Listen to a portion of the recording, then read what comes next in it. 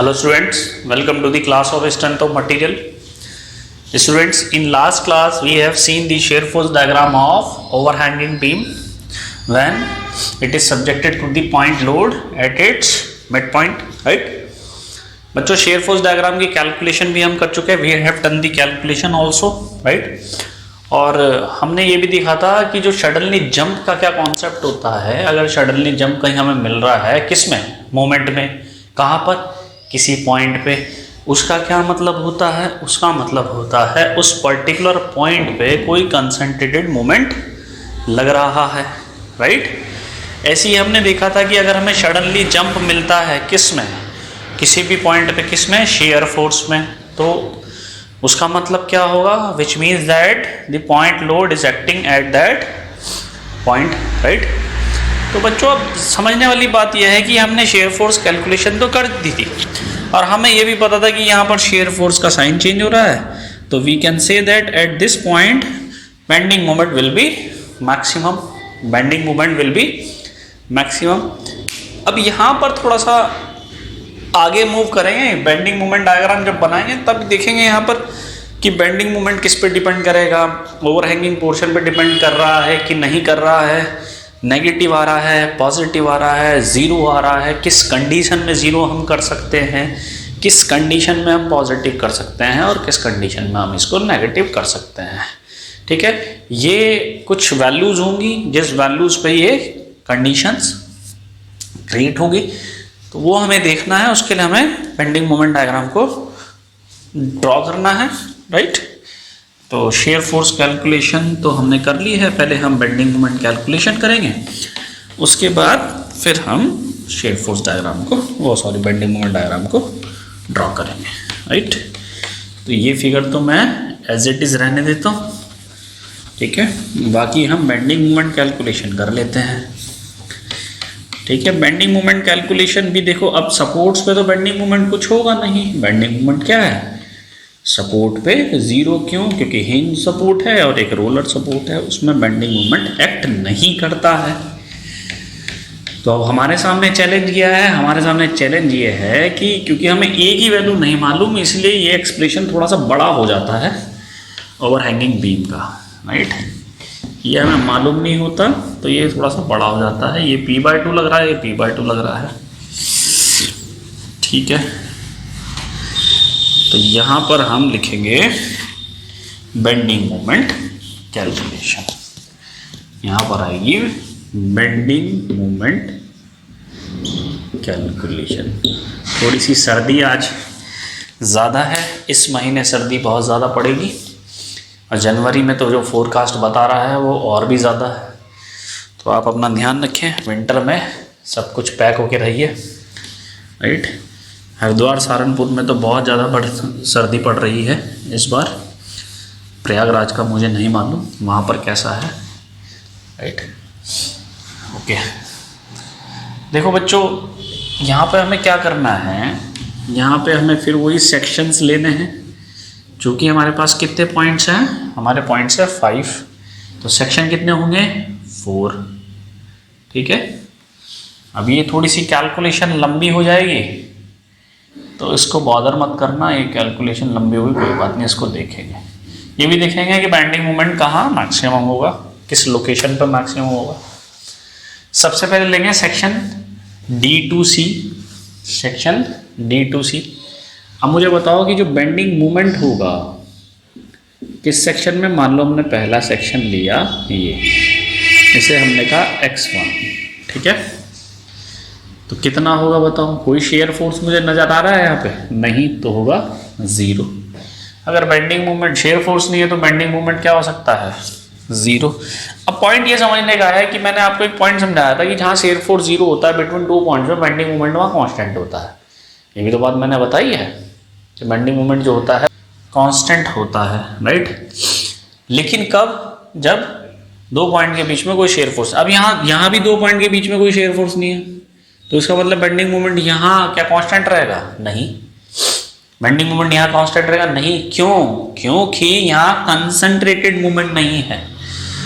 अगर यहाँ concentrated moment रहता तो वहां भी शेयर फोर्स जीरो होता है। इस पॉइंट को समझ लेना, ये बड़ा कंफ्यूजन पॉइंट होता है shear force bending moment diagram में, कि बच्चा आंख बंद के कह देगा कि शेयर फोर्स अगर जीरो है तो बेंडिंग मोमेंट कांस्टेंट होगा। नहीं, बेंडिंग मोमेंट कांस्टेंट कब होगा? बेंडिंग मोमेंट कांस्टेंट तब होगा जब किसी भी दोनों पॉइंट में से एक पॉइंट पर बेंडिंग मोमेंट लग रहा हो। कौन सा? Concentrated bending moment. ध्यान रखना, अब यहां कोई कंसंट्रेटेड मोमेंट है नहीं, तो शेयर फोर्स है नहीं, तो बेंडिंग मोमेंट जीरो होगा। और इसकी रेंज क्या होगी? रेंज होगी point D to C. D पे एक्स की वैल्यू कितनी है? जीरो।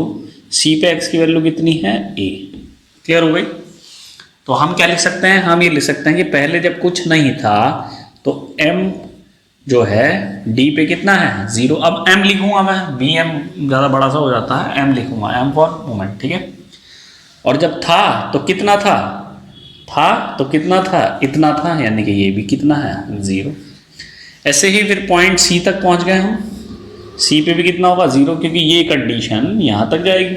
ठीक है, इस पॉइंट की हमारी कहानी खत्म हो गई। अब हम क्या करें? अब हम नया सेक्शन लेंगे। ठीक है, ये मेरा p/2 लग रहा है, यहाँ से कंफ्यूज नहीं होना फिर इसमें। ये वैल्यू कितनी है? p/2। अब हमने एक दूसरा सेक्शन लिया। ठीक है, सेक्शन ध्यान रखना बच्चों, सेक्शन हमेशा यहीं से होता है, स्टार्टिंग पॉइंट से। एक सेक्शन लिया x, राइट, इस पॉइंट तक। ठीक है, सेक्शन कौन सा है? ये दूसरा, x2 का। तो बेंडिंग मोमेंट यानी कि मोमेंट अब मैं देख रहा हूं कहां पे? x2 पे। वो कितना होगा? इसमें कोई शेयर फोर्स है नहीं, एक शेयर फोर्स ये मुझे मिल रहा है p/2। ये नीचे से लग रहा है तो क्या क्रिएट करेगा? सैगिंग। सैगिंग माने पॉजिटिव। कितना लग रहा है? p/2। डिस्टेंस कितनी हो जाएगी? ये डिस्टेंस कितनी होगी? x में से हम स्मॉल a घटा दे तो ये डिस्टेंस कितनी आ जाएगी? x माइनस ए, यानी कि ये बन जाएगा x माइनस ए।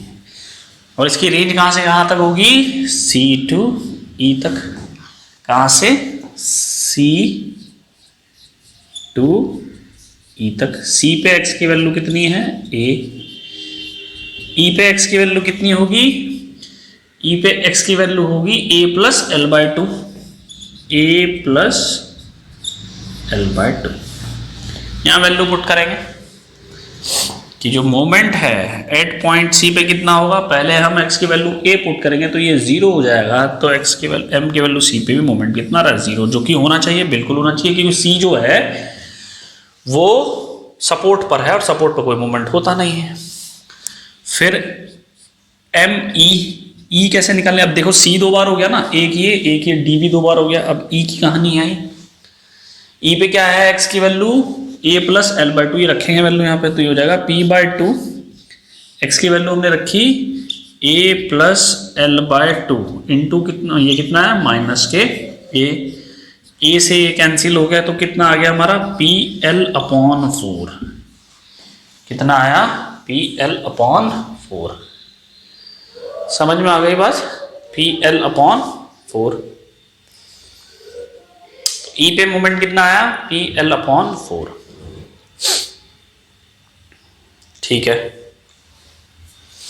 अब नेक्स्ट इक्वेशन क्या लिखें? अब हमारा थर्ड सेक्शन हो जाएगा ये हमारा थर्ड सेक्शन हो गया। यहां से यहां तक x डिस्टेंस हो गई। अब जो थर्ड इक्वेशन लिखेंगे, कहाँ की लिखेंगे? देखो, एक तो इसके लिए लिखी जाएगी p/2 के लिए, एक p के लिए लिखी जाएगी। ठीक है, तो मोमेंट एट सेक्शन x3, ये कौन सा सेक्शन है? x3। कितना होगा? एक ये p/2 लगा हुआ है, पॉजिटिव का सैगिंग है। कितने पे होगा बताओ? x की वैल्यू कितने पे है? ये अगर आप घटा दो, हम इस पॉइंट से इस पॉइंट के डिस्टेंस लिख रहे हैं, तो ये कितना हो जाएगा? x माइनस ए। ये आपने घटा दी तो ये डिस्टेंस कितनी आ गई? ये डिस्टेंस हो गई x माइनस ए। फिर ये ऊपर से लगा हुआ है तो यानी कि हॉगिंग, यानी कि माइनस के p लगा हुआ है। कितने डिस्टेंस पे? सिर्फ इतने डिस्टेंस पे। ये कितनी हो जाएगी? ये वैल्यू हो जाएगी, हम x में से अगर घटा दें L/2 प्लस a।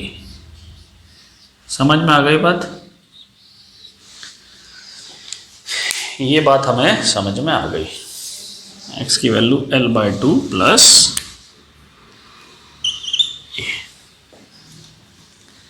ठीक हो गई। ठीक है, अब कैलकुलेट करेंगे।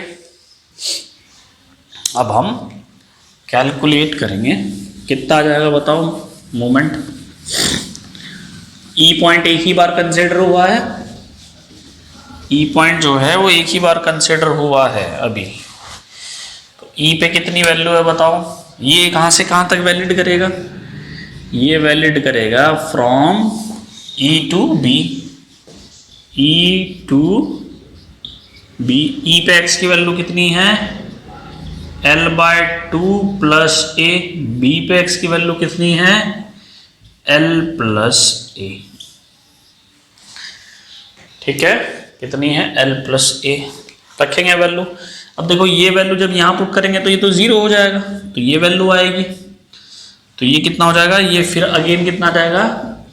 मोमेंट एट पॉइंट ई पे फिर आ जाएगा PL/4। समझ में आ रही है बात? कितना आ जाएगा? PL/4। बी पे चेक करें, बी पे चेक करें तो बी पे कितनी है एक्स की वैल्यू? बी पे एक्स की वैल्यू L प्लस a। तो यहाँ वैल्यू रखेंगे L प्लस a, ये तो L हो जाएगा, यानी कि ये हो जाएगा PL/2 पहला टर्म। दूसरा टाइम क्या होगा? टर्म क्या होगा? यहाँ पर L प्लस a रखेंगे तो a से a कैंसिल हो जाएगा, तो ये भी कितना आ जाएगा? ये भी आ जाएगा PL/2, ये भी आ जाएगा PL/2। तो ये हो जाएगा 0। और ऐसा होना चाहिए, बिल्कुल होना चाहिए, क्योंकि ये सपोर्ट पे है। ये क्या है? ये सपोर्ट पे है। समझ में आ रही है बात बच्चों? ठीक है, क्लियर हो गया पॉइंट? ये पॉइंट हमें क्लियर हो गया है। ठीक है, अब देखो डायरेक्टली हम ये भी लिख सकते हैं क्या? डायरेक्टली हम क्या लिख सकते हैं? डायरेक्टली हम लिख सकते हैं, यहाँ को समझना ये इंपॉर्टेंट है थोड़ा सा। अब देखो इसके बीच में कोई शेयर फोर्स तो है नहीं, ठीक है, और कोई कंसंट्रेटेड मूवमेंट लगा हुआ है। तो बी पॉइंट पे अगर हम इक्वेशन लेके देखें, चौथा सेक्शन लेके, तब भी वही बात आनी चाहिए। पॉइंट बी पे भी 0, पॉइंट ए पे भी 0। तो अब दोबारा जब बी पे कंसिडर करेंगे, क्या उसे कैलकुलेट करने की जरूरत है? वो भी 0 होगा, और एम ए पे भी कितना हो जाएगा? 0 होगा। ठीक है, एम ए पे भी कितना आ जाएगा? 0 होगा। आप कैलकुलेशन करके देख सकते हैं, चौथा सेक्शन लेके उतना ही आएगा वो। ठीक है बच्चों, वो जो है वो उतना ही आएगा। ठीक है, इतना ही आएगा। अब देखो, अब समरी क्या आई हमारे पास है? हमारे पास जो समरी आई वो ये आई क्या कि पहले पॉइंट डी पे क्या था? कुछ नहीं। फिर क्या था? कुछ नहीं। सी सपोर्ट है तो 0 होगा। फिर सी पे कितना आया था? 0। फिर पॉइंट ई पे कितना आया था? PL/4। फिर ई पे कितना आया था? PL/4। क्यों? क्योंकि कोई मूवमेंट लगा नहीं है। अगर कंसंट्रेटेड मूवमेंट होता तो जंप कर जाता। और फिर पॉइंट बी पे कितना है? 0। फाइनली बी पे कितना है? 0। और ए पे तो कोई शेयर फोर्स है ही नहीं, तो ए पे तो हो जाएगा 0। ये कैलकुलेशन आई हमारी बेंडिंग मोमेंट कैलकुलेशन। अब शेयर फोर्स डायग्राम बनाने की जरूरत है। देखो ये पॉजिटिव आ रहा है, ये क्या है? पॉजिटिव है। ठीक है, तो इसका शेयर फोर्स डायग्राम कैसा बना था? इसका शेयर फोर्स डायग्राम कैसा बना था? मुझे याद आ रहा है, इसका शेयर फोर्स डायग्राम बना था कुछ ऐसा। ये मेरा पॉइंट डी था, ये सी था, ये ई था, ये बी था और ये ए था। ये पॉजिटिव था, ये नेगेटिव था। ये P/2 था, ये भी P/2 था। ठीक है, अब यहाँ पर साइन चेंज किया तो यहाँ मैक्सिमम होना चाहिए पॉइंट ई पे। पॉइंट ई पे कितना है? PL/4। पॉइंट टी पे कितना है? PL/4। समझ में आ रही है बात बच्चों? PL/4, ठीक है। PL/4। इसका एडवांटेज मैं आपको बताऊंगा बच्चों। इसका एडवांटेज क्या है कि ओवर हैंगिंग पोर्शन से हमें मिला क्या है, हमने किया क्या है, ठीक है। ओवर हैंगिंग पोर्शन से हमने किया क्या है, इसका एडवांटेज भी आज डिस्कस करेंगे। पहले हम इसका बेंडिंग मोमेंट डायग्राम बनाएंगे।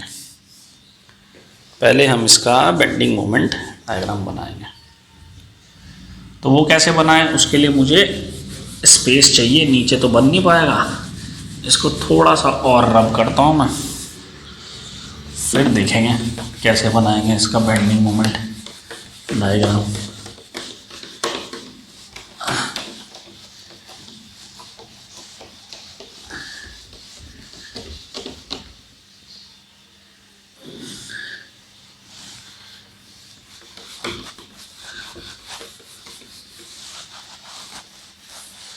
फिर देखेंगे इसका बेंडिंग मोमेंट डायग्राम कैसे बनाएंगे, ठीक है। देखो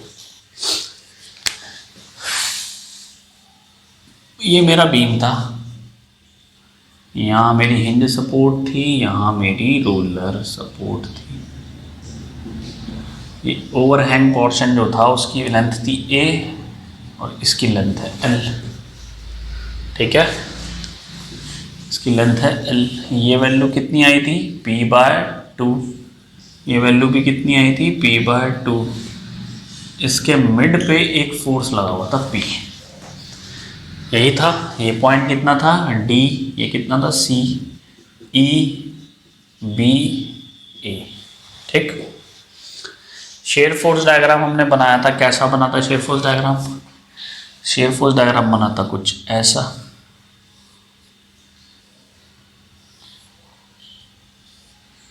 ये हमारा शेयर फोर्स डायग्राम बना था। Point A, B, E, C, D। ये वैल्यू कितनी थी? -P/2। ये वैल्यू कितनी थी? +P/2। ये पॉजिटिव था, ये नेगेटिव था, ठीक। ये हमारा शेयर फोर्स डायग्राम था। बेंडिंग मोमेंट डायग्राम भी इससे ही बनेगा।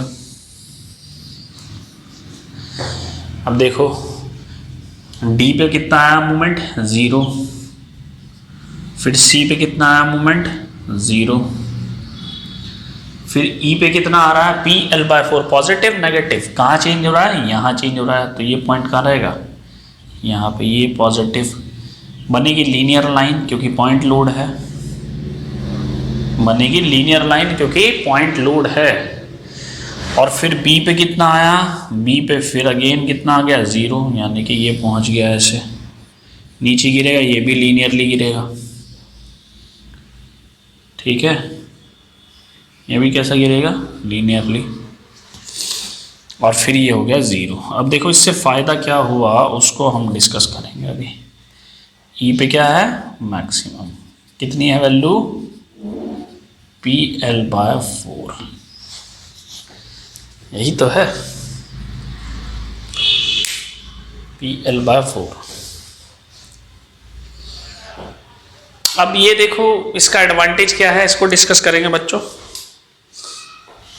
कि बेसिकली हमने क्या किया। देखो ये जो बीम था ना, इसकी लेंथ एक्चुअल में ये नहीं थी, इसकी लेंथ एक्चुअल में L+2A है। यही तो थी लेंथ, ये हमारी एक्चुअल लेंथ थी। और अगर हम इस लेंथ में मिड पॉइंट पे फोर्स लगाते तो कितना मोमेंट क्रिएट होता? अब देखो ध्यान से समझना, अब ये इंपॉर्टेंट है पॉइंट कि ओवरहैंग हम क्यों करते हैं किसी बीम को और उसका हमारे पास एडवांटेज क्या है। एक्चुअल में ये जो बीम है ये ऐसा था, ये सिंपली सपोर्टेड बीम से ही तो ओवरहैंगिंग बीम बनाया है। तो सिंपली सपोर्टेड बीम तो ऐसा होता है, ये है मेरा सिंपली सपोर्टेड बीम जिसमें हमने ओवरहैंग नहीं किया। क्लियर है? इसकी लेंथ कितनी थी? ये ओवरहैंग पोर्शन इसी बीम के साथ तो था, अलग से थोड़ी ना हम कोई ओवरहैंग पोर्शन ढूंढते हैं, हम तो सपोर्ट्स को वेरी कराते हैं कि सपोर्ट्स क्या होनी चाहिए। एक्चुअल में ये बीम जो था उसकी जो लेंथ थी, मान लो ये पॉइंट मेरा ए था, ये पॉइंट मेरा डी था, ठीक है, ये हो गई हमारी आर डी, ये हो गई हमारी आर ए, और ये जो लेंथ है ये लेंथ थी एल प्लस 2a। ये एक्चुअल था हमारा बीम और फोर्स वहीं था पॉइंट ई पर ही। समझ रहे हो बात को? अब हमने क्या किया था कि हमने ये सपोर्ट हटाई और बीच में लिया है, यहां थी पहले सपोर्ट, फिर यहां लिया और ओवरहैंग कर दिया कि ए इधर चले गए, ये यहां से ए ये था और यहां से ए जो था वो ये था। और फिर हमने ओवरहैंग कैसे किया कि इस सपोर्ट को हमने इस पॉइंट पे लगाया जो पॉइंट मेरा सी था, इस सपोर्ट को मैंने इस पॉइंट पे लगाया जो पॉइंट मेरा बी था। समझ में आ रही है बात? अब अगर मान लो मैंने ऐसा क्यों किया, कारण बताता हूं। मैं चाहता हूं कि ये बीम, मेरा अल्टीमेट ऑब्जेक्टिव क्या है? What is my ultimate objective? I just want to safe overhanging beam, right? यही तो मेरा ऑब्जेक्टिव है कि मैं अपने बीम को सेफ करूं। मैं चाहता हूं कि मेरा बीम सेफ रहे, राइट? तो अब मैं इस केस में मैं क्या देख रहा था ऐसा जो मुझे ऐसा करना पड़ा, ये समझने की बात है। तो देखो, अगर मैं इसका अब मैं बेंडिंग मोमेंट डायग्राम की बात करूंगा, क्योंकि शेयर फोर्स से क्या क्रिएट होती है बच्चों? शेयर फोर्स से क्रिएट होती है शेयर स्ट्रेस, और हम जानते हैं कि शेयर स्ट्रेसेस का जो इतना बड़ा रोल नहीं होता बीम के डिजाइन में। रीजन है बीम की लेंथ बहुत ज्यादा होती है। समझ में आ रही है बात? और लेंथ ज्यादा होने की वजह से बीम पर बेंडिंग स्ट्रेसेस ज्यादा होंगी, क्योंकि मूवमेंट ज्यादा होगा। क्लियर है? तो मूवमेंट ज्यादा होने की वजह से हम सिर्फ किसको कंसिडर करेंगे? हम सिर्फ बेंडिंग स्ट्रेसेस को कंसिडर करेंगे। तो यहां मैं शेयर फोर्स डायग्राम नहीं बना रहा हूं। अब मैं डायरेक्टली इसका बेंडिंग मोमेंट डायग्राम अगर ड्रॉ करूं तो कैसा होगा डायरेक्टली बेंडिंग मोमेंट डायग्राम? ठीक है, कैसा होता है? अगर पॉइंट लोड हमने देख चुके हैं ना, हम सिंपली सपोर्टेड बीम के केस में अगर बीच में कोई पॉइंट लोड लगा हुआ हो तो कैसा बनता है मेरा बेंडिंग मोमेंट डायग्राम? यहां पे मैक्सिमम होगा। कैसा बनेगा? ऐसा बनेगा, ऐसा ही तो बनेगा, ट्रायंगल, आइसोसेलेस ट्रायंगल होगा। और मूवमेंट कितना होगा? PL/4 होता है, यानी कि P/4 इंटू एल कितनी है? L plus 2a। ठीक है, ये पॉइंट हो गया मेरा A, ये पॉइंट हो गया मेरे B। यही मेरा मैक्सिमम मूवमेंट आएगा।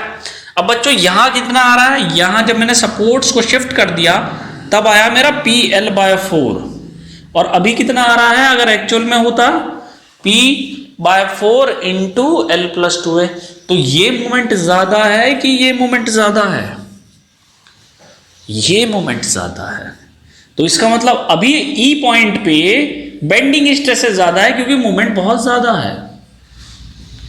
तो मैंने इस बीम को फेल होने से बचाने के लिए क्या किया कि मैंने सपोर्ट्स को वेरी कराना शुरू किया। मैंने कहा यार मैं सपोर्ट्स लेंथ बहुत ज्यादा हो रही है बीम की, एक काम करो सपोर्ट्स को ले आओ, सपोर्ट को शिफ्ट कर दो। अगर हमारे पास स्पेस है तो हम सपोर्ट को शिफ्ट कर सकते हैं। ये भी इंपॉर्टेंट पॉइंट है, इसमें स्पेस होना चाहिए। ओवरहैंगिंग पोर्शन स्पेस में ही बनाया जाता है। अगर मान लो कहीं स्पेस ही नहीं है तो वहां ओवरहैंगिंग पोर्शन कैसे बनाओगे आप? तो अगर मेरे पास स्पेस अवेलेबल है तो मैं क्या करूंगा? मैं सपोर्ट्स को शिफ्ट करूंगा। कहने का मतलब क्या है कि बच्चों पॉइंट समझने वाली बात यह है कि सपोर्ट अप्लाइड लोड के जितनी पास रहेगी उतना मोमेंट कम क्रिएट होगा। यह समझने की बात है इसमें कि सपोर्ट्स अप्लाइड लोड के जितनी ज्यादा पास होगी उतना ही कम मूवमेंट क्रिएट होगा, उतनी कम बेंडिंग स्ट्रेसेस जनरेट होगी। बात समझ में आ रही है? तो अगर मुझे सिंपली सपोर्टेड बीम बनाना है तो उसकी ज्यादा लेंथ नहीं रखनी है, और अगर लेंथ ज्यादा है तो उसको ओवरहैंग बनाना है। पॉइंट समझ में आ रही है बात बच्चों? ध्यान से समझ लेना जो पॉइंट्स मैं डिस्कस कर रहा हूं। ओवरहैंगिंग बीम का क्या एडवांटेज है? What is the advantage of overhanging beam in comparison of simply supported beam? Because in overhanging beam the maximum bending moment can be varied और मिनिमाइज्ड, राइट। क्लियर हो रही है बात कि जो मैक्सिमम बेंडिंग मोमेंट क्रिएट हो रहा था एट मिडिल पॉइंट पे, उसके अगर मैग्नीट्यूड की वैल्यूज को हमने मिनिमाइज करना है तो क्या करे, सपोर्ट्स को वेरी कराना है, सपोर्ट्स को लोड के पास लेके आना है। और अगर डिस्टेंस कम होती है सपोर्ट्स और अप्लाइड लोड के बीच में, दैट मीन्स हम किसको कम कर रहे हैं, हम बेंडिंग मोमेंट को कम कर रहे हैं। रीजन, क्योंकि बीम तो बेंडिंग मोमेंट की वजह से फेल होता है, बेंडिंग मोमेंट की वजह से बेंडिंग स्ट्रेसेस जनरेट होती है। तो इस केस में बेंडिंग स्ट्रेसेस ज्यादा होगी। अगर मैं इसे केस 1 मानूं और ये केस 2 मानूं, तो जो M2 है ये बहुत ज्यादा होगा M1 से, यानी कि जो सिग्मा 2 होगा वो ज्यादा होगा सिग्मा 1 से। और कौन सा सिग्मा 2? बेंडिंग स्ट्रेसेस का। जो बेंडिंग स्ट्रेस होगी वो बहुत ज्यादा होगी 1 से। ये मोमेंट कम है, बीम की लेंथ हमने कम नहीं करी, हमने सपोर्ट्स को वेरी करा, लेंथ अब भी उतनी है, ये A है और ये लेंथ भी A है और ये L है, लेंथ अब भी बीम की उतनी है, लेकिन सपोर्ट्स हमने चेंज करा दी है। तो ये ट्रायंगल बड़ा बनेगा, ये ट्रायंगल छोटा बनेगा। पॉइंट सेम है, बीम सेम है, सब कुछ सेम है, लोडिंग कंडीशन सेम है, बस एक चीज हमने चेंज की है, क्या? सपोर्ट्स की लोकेशन। और उससे हमें क्या एडवांटेज मिला? उससे हमें एडवांटेज मिला कि हम क्या करें, हम बेंडिंग मोमेंट को कम कर सकते हैं। अब बच्चे मेरे से कभी कभी सर पूछते हैं कि सर जब ओवरहैंग ही करना था तो ये ए और ए पोर्शन क्यों दिया? अगर ओवरहैंग ही करना है तो हम ए पोर्शन क्यों दें, हम इसे हटा ना दें, हम इतना ही बीम रखें। बच्चे ये मुझसे कहते हैं कि सर हम इतना ही बीम रखें, हम ओवरहैंग करें क्यों से, जब इसका कोई एडवांटेज ही नहीं है तो हम ओवरहैंग क्यों करें इसे? ये क्वेश्चन मुझसे पूछते हैं बच्चे। तो बच्चों ध्यान रखना, ये कैलकुलेशन, ये एक एनालिसिस होती है क्या, कि अगर हम सिंपली सपोर्टेड बीम से, इंपॉर्टेंट पॉइंट समझ लेना, अगर हम सिंपली सपोर्टेड बीम से ओवरहैंगिंग बीम बनाए, ये ओवरहैंगिंग बीम नहीं है, अब ये अब सिंपली सपोर्टेड बीम हो गया है। कहने का मतलब ये है कि अगर मेरा सिंपली सपोर्टेड बीम मेरे पास कोई अवेलेबल है, तो अब अगर मुझे उसका ओवरहैंगिंग बीम बनाना है, अब मैं चाहता हूं कि उस पर मूवमेंट कम से कम क्रिएट हो, तो ये मेरी कंपल्सन होगी कि मुझे उसे ओवरहैंग करना है। अब जैसे ये मार्कर है, अब इसकी लेंथ को मैं काटूंगा थोड़ी ना, उसमें भी तो मैन्युफैक्चरिंग कॉस्ट आएगी। हर चीज में कॉस्ट जुड़ी होती है बच्चों। यहां कोई कॉस्ट से रिलेटेड है, यहां तो हमने सपोर्ट ही शिफ्ट करनी है बस, यहां तो कॉस्ट का कोई रोल ही नहीं है। लेकिन अगर मैं इसे चेंज करने बैठ गया तो फिर मुझे इसमें लेबर लगानी पड़ेगी, तो उसमें भी कॉस्ट आएगी। बहुत सारी चीजें होती हैं। बच्चे बहुत बार बार पूछते हैं कि सर ओवरहैंग करना ही क्यों है, सिंपली सपोर्टेड बीम रखो। नहीं, अगर मेरे पास मान लो ये बीम है, अब मुझे इसमें मोमेंट कम करना है तो मुझे इसे ओवरहैंग करना होगा। मैं बिना इसकी मैन्युफैक्चरिंग कॉस्ट को छेड़े इसमें कुछ चेंजेस ऐसे करूं ताकि मेरी मैक्सिमम बेंडिंग मोमेंट जो है और मैक्सिमम बेंडिंग स्ट्रेस है वो कम जनरेट हो। तो आई थिंक ये बात आप लोगों को समझ में आ गई है जो मैं आपको डिलीवर करना चाह रहा हूं कि एडवांटेज क्या है ओवरहैंगिंग पोर्शन के। ओवरहैंगिंग पोर्शन क्या करता है, overhanging portion maximum bending moment के मैग्नीट्यूड को कम कर देता है एट अ पर्टिकुलर पॉइंट। अगर हम सपोर्ट वेरी कराएं और सपोर्ट्स जितनी ज्यादा नजदीक होंगी अप्लाइड लोड के, उतना मेरा मैक्सिमम बेंडिंग मोमेंट जो होगा उसका मैग्नीट्यूड वो होगा कम होगा। तो ये 2 पॉइंट हमें इसमें समझने हैं, ठीक है, ये 2 पॉइंट इसमें हमें समझने हैं। क्लियर हो रही है बात? ये 2 पॉइंट हमें इसमें समझने हैं।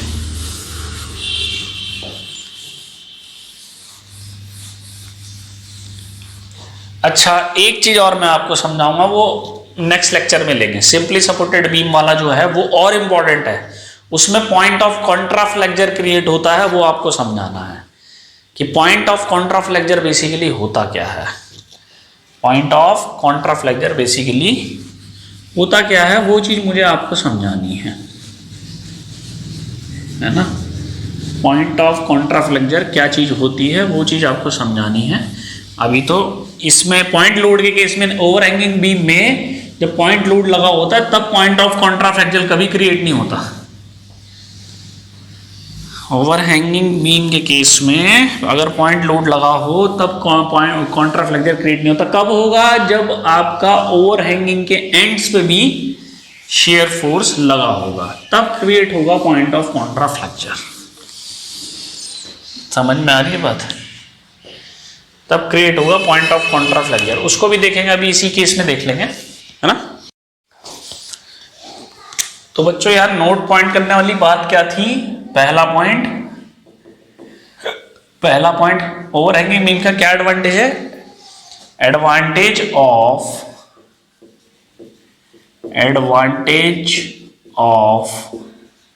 Overhanging beam.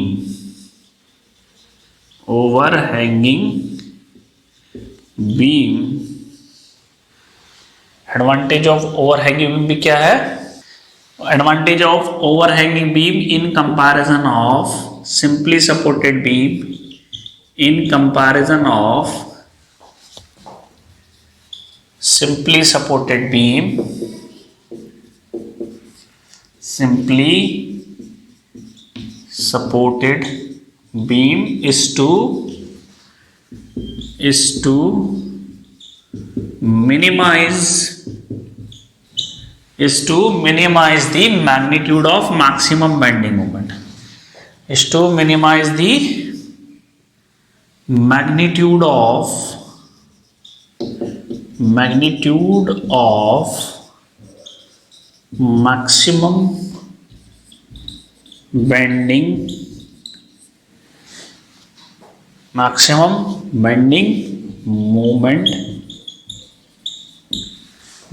bending moment at a point।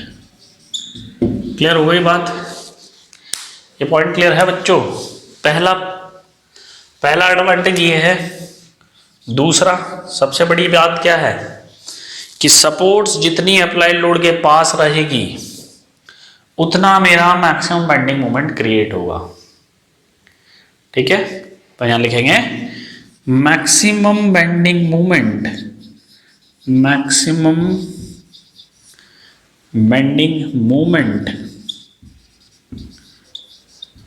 will be minimized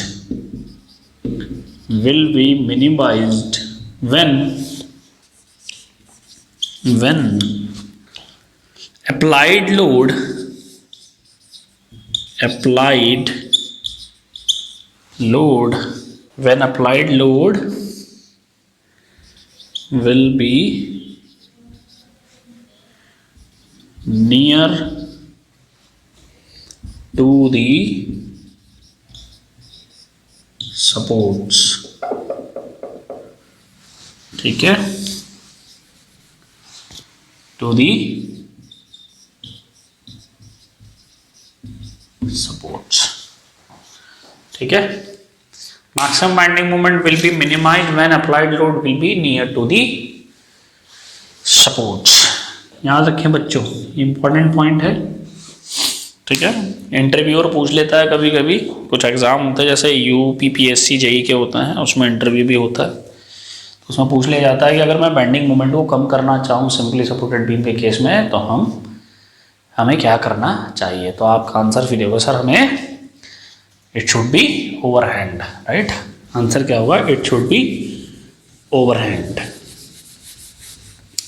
ठीक है, ये हमें समझ में आ गई बात। अब बच्चों पॉइंट ऑफ कॉन्ट्राफ्लेक्चर क्या होता है उसको भी डिस्कस करते हैं, वो इंपॉर्टेंट है। पॉइंट ऑफ कॉन्ट्राफ्लेक्चर क्या चीज होती है उसको भी हम डिस्कस करते हैं, वेरी वेरी वेरी इंपॉर्टेंट।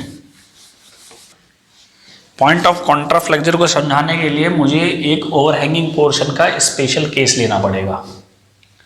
ठीक है, तो एज ए प्रॉब्लम मान लो, चाहे इसे हेडिंग डालने की इसमें ज़रूरत नहीं है, हमें सिर्फ पॉइंट ऑफ कॉन्ट्राफ्लेक्चर समझाना। ओवरहैंगिंग बीम मैं आपको समझा चुका हूँ, एडवांटेज भी मैं उसके समझा चुका हूँ आपको। देखो जैसे सपोज आपके पास एक ओवरहैंगिंग बीम है, मैंने कहा कि ये मेरी कौन सी सपोर्ट होगी, हिंज, और ये सपोर्ट होगी मेरी रोलर सपोर्ट, ठीक है। ठीक, मिड पॉइंट पे यहाँ भी क्या है, एक फोर्स एक्ट कर रहा है P, ठीक है। ये मेरा पॉइंट हो गया A B, इस पॉइंट को C मान लो, इसको D और इसको E। ओवरहैंग पोर्शन किया हुआ है हमने with some distance A, right, ये भी हमारी हो गई स्मॉल a। क्लियर है बच्चों। लेकिन अब मैंने क्या किया कि मैंने जो ओवरहैंग पोर्शन है इस पे भी फोर्स लगा दी है, एक फोर्स ये भी लगा हुआ है P, और एक फोर्स मैंने ये भी लगा दिया एंड्स पे, एंड्स पे हमने फोर्स लगा दिए। अब इसमें पॉइंट ऑफ कॉन्ट्राफ्लेक्चर क्रिएट होगा बच्चों, अब इसमें पॉइंट ऑफ कॉन्ट्राफ्लेक्चर क्रिएट होगा, देखेंगे उसको कैसे क्रिएट होता है पॉइंट ऑफ कॉन्ट्राफ्लेक्चर, ठीक है। पॉइंट ऑफ कॉन्ट्राफ्लेक्चर कैसे क्रिएट होगा इस चीज को हम देखेंगे। देखो सबसे पहले वही है, अननोन्स निकाल लेंगे। अब इसकी कैलकुलेशन मैं थोड़ी सी तेजी से करूंगा, ठीक है। ये हो गया हमारा आर डी, ये बीच की लेंथ कितनी है इनकी, ये एल है, ठीक है।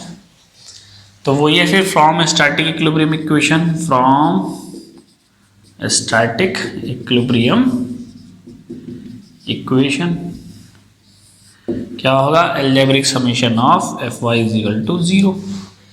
जो ऊपर से लगाता है वो पॉजिटिव और जो नीचे से लगता है वो नेगेटिव, यानी कि माइनस के आर बी माइनस के आर डी प्लस के पी प्लस के पी प्लस के पी इज इक्वल टू होगा 0, यानी कि R B plus R D is equal to होगा 3p, इक्वेशन 1। दूसरी इक्वेशन क्या लगती है हमारी, algebraic summation of M Z is equal to 0। किसी भी एक पॉइंट के अबाउट मोमेंट ले लो, taking moment about point B, taking moment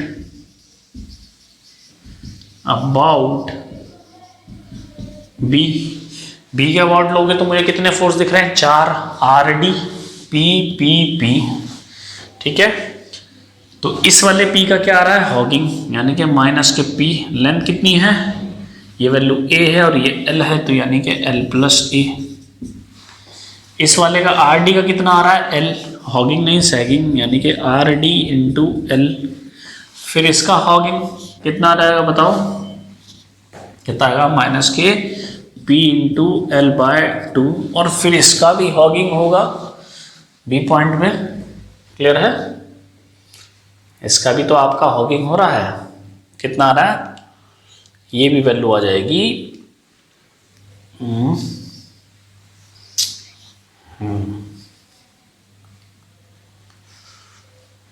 ये वैल्यू कितनी आएगी, सेक्शन के राइट साइड पे, सेक्शन के राइट साइड पे इस पॉइंट के अबाउट हम ले रहे हैं तो ये ऐसे जाएगा, इस पॉइंट के अबाउट हम ले रहे हैं तो ये ऐसे जाएगा, यानी ये सैगिंग हो जाएगा, ये वाला सैगिंग होगा क्योंकि ये सपोर्ट के लेफ्ट साइड में है, तो ये हो जाएगा प्लस के P into A is equal to 0।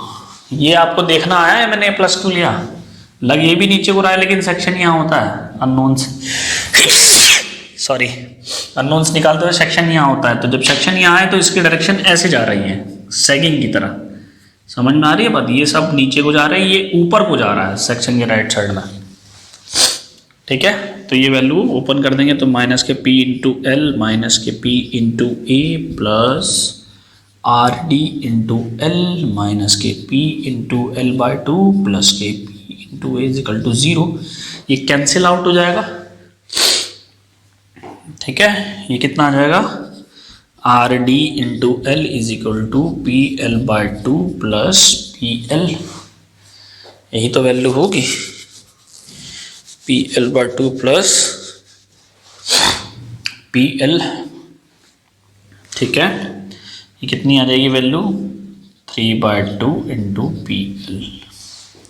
L से एल कट जाएगा तो जो आर डी है वो कितना आ जाएगा, ये वैल्यू आ जाएगी 3/2 into P.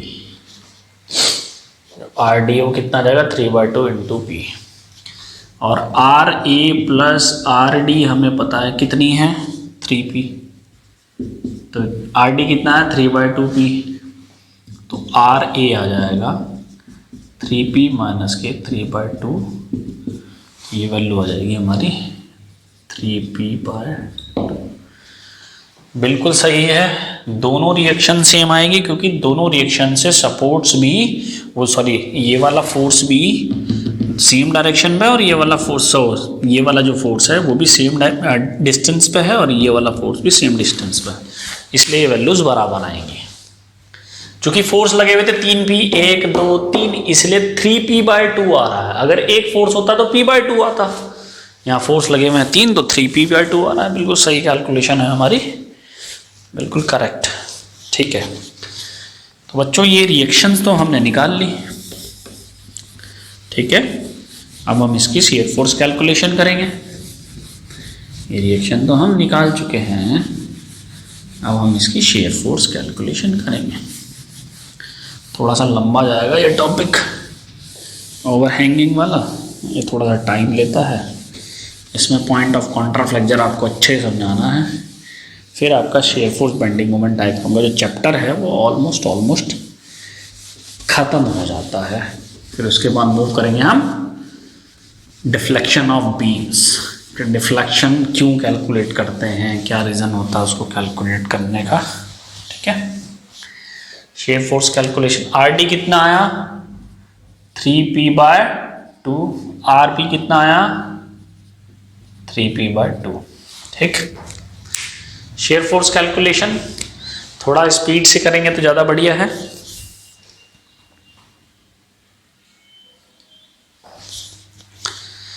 Shear force calculation करें, देखो शेयर फोर्स कैलकुलेशन।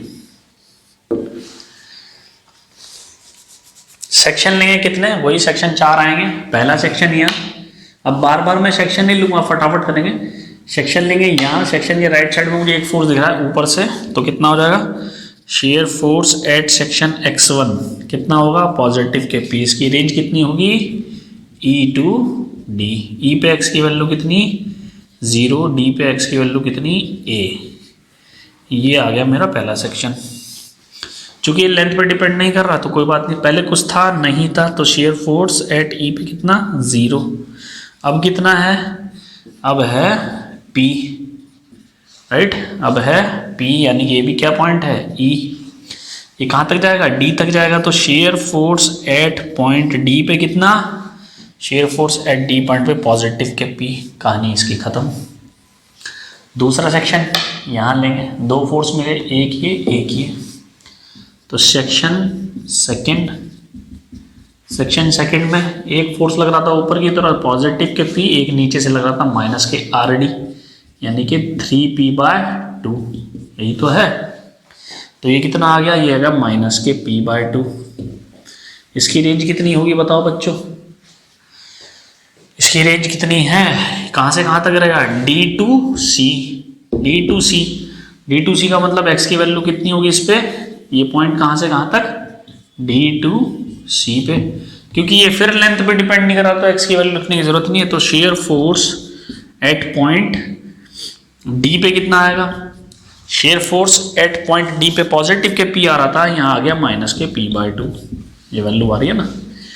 और share force at point C पे भी कितना आएगा माइनस के p/2, क्योंकि ये क्वेश्चन पूरी वैलिड कर रही है।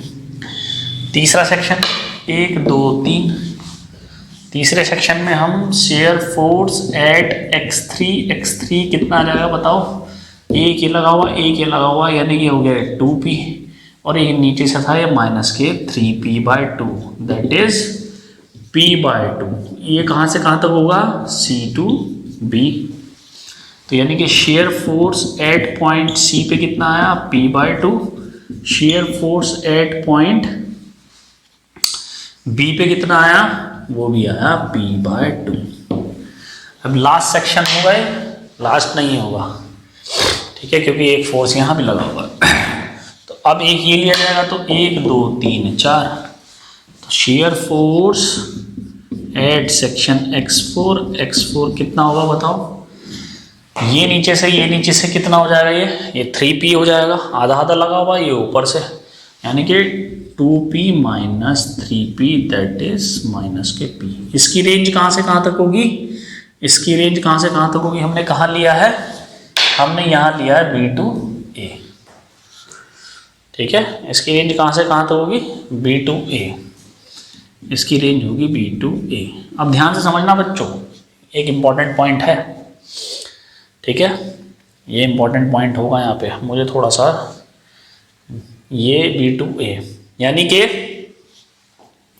यानी कि जो शेयर फोर्स है एट पॉइंट B पे कितना होगा, share force at point B पे होगा minus K P, share force at point B पे माइनस के P, क्लियर है। और share force at point A पे भी होगा माइनस के P, क्योंकि ये पूरी इक्वेशन वैलिड कर दी है। और एक ये P फोर्स लगा हुआ है A पे, ये ऊपर से है, ये नेगेटिव आ रहा है, तो finally shear force at point A पे हो जाएगा minus P plus P that is 0। समझ में आ गई। एक बार फिर देख लेते हैं कैलकुलेशन क्या होगी। सबसे पहले कहाँ से चले, यहाँ से चले। Share force eight section x1 पे ऊपर से positive, range E to D, यानी कि शेयर फोर्स पे जब पहले कुछ नहीं था तब कितना था, 0 था, तो कितना था, P था, किस पॉइंट पे, E पॉइंट पे, तो पहले E पे 0, फिर E ही पॉइंट पे P, फिर D पे चले, E to D पे, D पे भी आएगा P, क्योंकि ये इक्वेशन कहाँ से कहाँ वैलिड कर रही है, E to D, ठीक हो गया। E 2 बार कंसीडर कर लिया, D एक ही बार हुआ, D का दूसरा नंबर आएगा दूसरे सेक्शन में। सेक्शन यहाँ लिया तो एक फोर्स ये लगा हुआ था, एक फोर्स ये लगा हुआ था, ये नीचे से था नेगेटिव, ये ऊपर से था पॉजिटिव, तो पॉजिटिव के P, सेक्शन दूसरा ये है, पॉजिटिव के P, और नीचे से लगा हुआ था माइनस के 3p/2, तो ये वैल्यू कितनी आ गई, माइनस के p/2। रेंज क्या हुई, D to C, यानी कि D पे कितना आया, माइनस के p/2, यानी कि यहाँ चेंज हो रहा है। चेंज क्यों हो रहा है, देखो शेयर फोर्स चेंज क्यों हो रहा है, क्योंकि शेयर फोर्स यहाँ लगा हुआ है, यहाँ इन दोनों के बीच में कोई शेयर फोर्स नहीं लगा हुआ है, इसीलिए कांस्टेंट है E पे भी और D पे भी। लेकिन इस पॉइंट पे शेयर फोर्स चेंज हुआ, इसीलिए पहले कितना था, पहले D पे P था, अब D पे माइनस p/2 हो गया, क्योंकि यहां पर एक फोर्स लगा हुआ था, ठीक। फिर C पे गए तो वो भी माइनस p/2, ये इक्वेशन वैलिड करेगी। फिर C पे एक और फोर्स लगा हुआ है, इसका मतलब C पे अगेन फिर चेंज होना है, तो एक सेक्शन और लेंगे, एक सेक्शन और लेंगे, तो फिर कितने फोर्स दिख रहे हैं, 1 2 3, 2 ऊपर से एक नीचे से, जो ऊपर से लगता है उसे पॉजिटिव, जो नीचे से लगता है उसे नेगेटिव। ऊपर से कितने फोर्स लगे, 2p और p यानी कि 2p, नीचे से क्या है 3p/2, तो नीचे से 3p/2 दैट इज नेगेटिव, तो ओवरऑल देखा p/2। अब देखो C पे कितना था, अब ये रेंज क्या है, C to B, ये इक्वेशन कहाँ से वैलिड करेगी, C to B, यहाँ था सेक्शन हमारा, ये C to B तक जाएगा। अब FC एट पॉइंट C कितना आएगा, p/2, पहले कितना आ रहा था, माइनस p/2, क्यों हो रहा है ये माइनस p/2 से p/2 क्यों गया है, क्योंकि एक फोर्स लगा हुआ है पॉइंट C पे, जंप करेगा, बताया था, ठीक है। तो जंपिंग कहाँ होगी, यहाँ होगी, यहाँ होगी, यहाँ होगी, ठीक है। और फिर B पे कितना होगा, p/2, B पे कितना आएगा, p/2, फिर फोर्स B पे चेंज हो जाएगा, क्योंकि यहाँ पर फोर्स लगा हुआ है एक और RB, तो ये होगा कितना था, ये p/2 था। फिर हमने एक सेक्शन लिया, कितने फोर्स दिखे, 1 2 3 4, ये नीचे से लगे हुए हैं, यानी माइनस के 3p हो जाएगा, 3p/2 जुड़ के कितना होगा 3p, और 3p लगेगा माइनस का, क्योंकि ये नीचे से लगे हुए हैं, और ये 2p पॉजिटिव के हैं, यानी ये 2p माइनस 3p कितना हो गया, माइनस के p, इसकी रेंज क्या होगी, इसकी रेंज होगी B to A, यानी कि B पे भी होगा माइनस के P, A पे भी होगा माइनस के P। लेकिन फाइनली एट पॉइंट ए पे एक पॉजिटिव के पी और लगा हुआ है जो इसको जीरो बना देगा, तो minus P plus P is equal to होगा जीरो। समझ में आ गई बात? इक्वेशन समझ ली है? क्वेश्चन मतलब सॉरी, ये इक्वेशन से जो हमने शेयर फोर्स निकाला है ये हमें समझ में आ गई है। ठीक है, तो पहले जीरो, फिर ई पे कितना आएगा पी, फिर डी पे कितना आएगा पी। ठीक है, क्लियर है? फिर आ जाएगा माइनस के P by two, shear force at point D पे कितना आएगा माइनस के पी बाई टू, फिर सी पे भी आएगा माइनस के पी बाई टू, फिर सी पे आएगा पी बाई टू, फिर बी पे आएगा पी बाई टू पॉजिटिव का, फिर बी पे आएगा नेगेटिव। तो समरी हम इसकी देख लेते हैं एक बार, है ना? एक बार हम इसकी समरी देख लेते हैं तो ज़्यादा अच्छा है, क्योंकि इसमें थोड़ा सा काम रफली हो गया है। तो बॉदर मत होना बच्चों, कैलकुलेशन के लिए एक दो बार देखोगे वीडियो समझ में आ जाएगी, कोई इतनी वैसी कैलकुलेशन नहीं है। ठीक है, तो दो पॉइंट को कंसिडर करने का फायदा यही होता है, गलती नहीं होती, जंपिंग हो जाती है दो पॉइंट में। अगर दो पॉइंट को देखो तो जंपिंग आसानी से समझ में आती है। समरी क्या आती है देखो, shear force at point E पे कितना है पहले जीरो, फिर shear force at point E पे कितना आया था पी, फिर shear force at point D पे कितना आया था P, shear force at point D पे कितना आएगा माइनस के पी बाई टू, कितना माइनस के P by two, shear force at point C पे कितना आया था माइनस के P by two, shear force at point C पे कितना आया था पॉजिटिव के P by two, shear force at point B पे कितना आया था पॉजिटिव के P by two, shear force at point B पे कितना आया था माइनस के P, shear force at point A पे कितना आया था माइनस पी, और finally shear force at point A पे आया था पॉजिटिव के सॉरी नेगेटिव के पी प्लस पॉजिटिव के P, that is zero. Important point is to be noted that here हम यहां से चले थे जीरो से, और जीरो पे ही हम एंड होंगे, जीरो पे ही खत्म होंगे, ये इंपॉर्टेंट पॉइंट है यहाँ पे, राइट? क्लोज डायग्राम के लिए हम अगर कहीं से चले हैं तो हमें वहीं पहुंचना होगा, तभी हम एक क्लोज पाथ को कवर कर सकते हैं। ठीक है, अब हम शेयर फोर्स डायग्राम बना सकते हैं इस कैलकुलेशन को देख के। देखो शेयर फोर्स डायग्राम बनाएंगे, कैसा होगा बताओ? ये पॉइंट मेरा ई है, ई पे पहले जीरो, फिर ई पे पॉजिटिव के पी, ठीक है, फिर डी पे फिर पॉजिटिव के पी, तो कांस्टेंट नेचर का आएगा, फिर डी पे कितना आ गया माइनस के पी बाई टू, पहुँच गए यहाँ पे, फिर सी पे कितना आ गया माइनस के पी बाई टू, सी पे कितना आया माइनस के पी बाई टू, फिर सी पे आया पॉजिटिव के पी बाई टू, फिर सी पे पॉजिटिव के पी बाई टू, बी पे फिर पॉजिटिव के पी बाई टू, बी पे कितना आया फिर माइनस के पी, ये ज़्यादा बड़ा है ये नीचे जाएगा। ठीक है, ये थोड़ा सा बड़ा होना चाहिए था, गलत बना दिया हमने डायग्राम, दोबारा से बनाते हैं। ठीक है, दोबारा से बनाते हैं, ये मेरा जीरो लाइन है, ई पे कितना है जीरो, फिर कितना है पॉजिटिव के पी, ये थोड़ा सा बड़ा होगा, डी पे कितना है फिर पॉजिटिव के पी, फिर डी पे आया माइनस के पी बाई टू, ये पहुंच गए, फिर सी पे आया फिर माइनस के पी बाई टू, फिर सी पे आया फिर माइनस सॉरी पॉजिटिव के पी बाई टू, बी पे पॉजिटिव के पी बाई टू, फिर बी पे अगेन माइनस के P by to sorry minus के पी, बी पे अगेन माइनस के पी, फिर ए पे फिर माइनस के पी, और ए पे ये लगा हुआ है पॉजिटिव के पी, इसे जीरो बना देगा। ये बनेगा मेरा शेयर फोर्स डायग्राम। ये पॉजिटिव के पी, ये positive P by to, P by to, ये मेरा negative P by to, P by to, ये मेरा नेगेटिव पी पी, ये मेरा शेयर फोर्स डायग्राम बना। अब देखो यहाँ प्रॉब्लम क्या है, यहाँ प्रॉब्लम यह है बच्चों, शेयर फोर्स ने कहाँ कहाँ साइन चेंज किया अपना, एक यहाँ चेंज किया, एक यहाँ पे चेंज किया, और एक यहाँ पे चेंज किया। ये 3 पॉइंट है मेरे जहां पर शेयर फोर्स ने अपना साइन चेंज किया, और हम देख चुके हैं जहां शेयर फोर्स अपना साइन चेंज करता है वहां बेंडिंग मोमेंट मैक्सिमम रहता है। वहां बेंडिंग मोमेंट कैसा रहता है? मैक्सिमम। ठीक है, अब मेरी बात को ध्यान से समझना, जो मैं इसको बताना चाह रहा हूं आपको।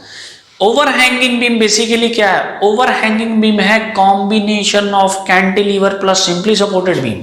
अगर किसी ने पूछा कि what is the overhanging beam, तो मैं क्या आंसर दूंगा? Overhanging beam is the combination of cantilever beam and simply supported beam. ये जो ओवरहैंग पोर्शन है ये कैंटिलीवर बीम की तरह काम कर रहा है, ध्यान से समझो। सिर्फ अगर मैं इसको देखूं तो ये कैंटिलीवर बीम की तरह काम कर रहा है, ये मेरा कैंटिलीवर बीम की तरह बिहेव करेगा, ये मेरा कैंटिलीवर बीम की तरह बिहेव करेगा, और ये मेरा सिंपली सपोर्टेड बीम की तरह बिहेव करेगा।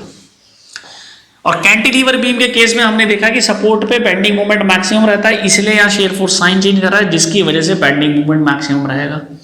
ऐसे ही कैंटिलीवर बीम के केस में सपोर्ट पे इस जगह पे भी मैक्सिमम होगा, इसलिए यहाँ शेयर फोर्स साइन करेगा। और सिंपली सपोर्टेड बीम के केस में हम देख चुके हैं क्या कि सिंपली सपोर्टेड बीम में जहां शेयर फोर्स साइन चेंज करता है वहां बेंडिंग मोमेंट मैक्सिमम होता है, और सिंपली सपोर्टेड बीम के केस में शेयर फोर्स साइन चेंज करता है मिड पॉइंट पे, तो इसीलिए एक पॉइंट हमें ये मिल रहा है। तो आई होप ये बात आपको क्लियर हो, जो मैं बता रहा हूं समझ लेना बहुत ध्यान से। ओवरहैंगिंग बीम के केस में जब मैंने फ्री एंड्स पे जो हमारे ओवरहैंग्ड पोर्शन थे, जब मैंने वहां पर एक शेयर फोर्स को एक्ट कर दिया, तो वहां पे 3 पॉइंट ऐसे हमें मिले जहां पर शेयर फोर्स साइन चेंज कर रहा था, लेकिन सपोर्ट पे भी शेयर फोर्स साइन चेंज कर रहा है। इंपॉर्टेंट पॉइंट यहां पर नोट करने का यह है कि शेयर फोर्स का जो साइन चेंज हो रहा है वो सपोर्ट्स पे भी हो रहा है। और ऐसा कब होता है? जब बेंडिंग मोमेंट मैक्सिमम होता है उस पॉइंट पे। और हमें मालूम है कि कैंटिलीवर बीम के केस में सपोर्ट पे बेंडिंग मोमेंट मैक्सिमम रहता है, तो ये जो पोर्शन है ये एज अ कैंटिलीवर बीम की तरह बिहेव करेगा, ये पोर्शन भी एज अ कैंटिलीवर बीम की तरह बिहेव करेगा, और जो रेस्ट ऑफ पोर्शन है उस बीम का वो as a simply supported beam की तरह बिहेव करेगा। राइट?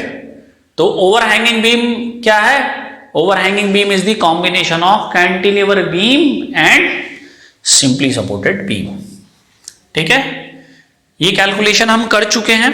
अब यहां पर इसका मतलब यहां भी मैक्सिमम होना चाहिए, यहां भी मैक्सिमम होना चाहिए, यहां भी मैक्सिमम होना चाहिए, यही तो मतलब है इसका। यही तो मतलब है इसका कि मैक्सिमम होना चाहिए। अब देखेंगे सपोर्ट्स को कैसे वेरी कराएंगे, तो पॉइंट ऑफ कॉन्ट्राफ्लेक्चर क्या होता है वो भी देखेंगे। पॉइंट ऑफ कॉन्ट्राफ्लेक्चर क्या चीज होती है, क्या इस पॉइंट लोड के केस में क्रिएट होता है नहीं होता है पॉइंट ऑफ कॉन्ट्राफ्लेक्चर, ये भी देखेंगे कि ओवरहैंगिंग बीम के केस में कि पॉइंट ऑफ कॉन्ट्राफ्लेक्चर अगर क्रिएट होता है तो कौन से लोड में क्रिएट होता है, ये कोई नहीं बताएगा, ये सीधे बता दिया जाता है कि point of contraflexure overhanging beam के केस में क्रिएट होता है, पर उसकी लोडिंग कंडीशंस क्या होती है कोई नहीं बताता है। ठीक है, तो उसको हम डिस्कस करेंगे, उसको हम डिस्कस करेंगे। समझ में आ रही है बात बच्चों? उस पॉइंट को हमने डिस्कस करना है। पॉइंट ऑफ कॉन्ट्राफ्लेक्चर बेसिकली क्या पॉइंट लोड के केस में ओवरहैंगिंग बीम में क्रिएट होता है, इसीलिए मैंने आपको ये चीज समझा रहा हूं। मैं चाहता तो सीधे यूनिफॉर्म डिस्ट्रीब्यूटेड लोड भी बता सकता था ओवरहैंगिंग बीम का, जिसमें पॉइंट ऑफ कॉन्ट्राफ्लेक्चर क्रिएट होता है। तो पहले हम ये तो चेक कर लें कि ओवरहैंगिंग बीम के केस में पॉइंट लोड जब लगा हुआ होता है क्या उसमें पॉइंट ऑफ कॉन्ट्राफ्लेक्चर क्रिएट हो सकता है, ये भी तो देखें हम, तभी तो हमें मजा आएगा कि यार कि हाँ हम कुछ पढ़ रहे हैं और हमें कुछ मिल रहा है। ठीक है, तो बच्चों देखेंगे लास्ट क्लास में हम इसको देखेंगे कि क्या इस केस में भी पॉइंट ऑफ कॉन्ट्राफ्लेक्चर क्रिएट होता है, और क्रिएट होता है तो वो कैसे होता है और वो होता क्या है, पहले तो उसको डिस्कस करेंगे। ठीक है, वो एक्चुअली मैं आपको ग्राफिकल तरीके से समझाना चाह रहा हूँ, दिखाना चाहता हूँ कि पॉइंट ऑफ कॉन्ट्राफ्लेक्चर बेसिकली क्या होता है, इसीलिए मैं शेयर फोर्स डायग्राम बना रहा हूँ। अदरवाइज मैं आपको बाय डेफिनेशन भी बता सकता हूँ, पर उसमें मजा नहीं, उसमें समझ में नहीं आएगा आपको कोई भी। ठीक है बच्चों, तो आई होप जो मैंने आज आपको बताया है ये आपको समझ में आया हो। ठीक है, तो नेक्स्ट क्लास में मूव करेंगे जब पॉइंट ऑफ कॉन्ट्राफ्लेक्चर डिस्कस करेंगे। तो आज के लिए इतना काफ़ी है। Thank you very much.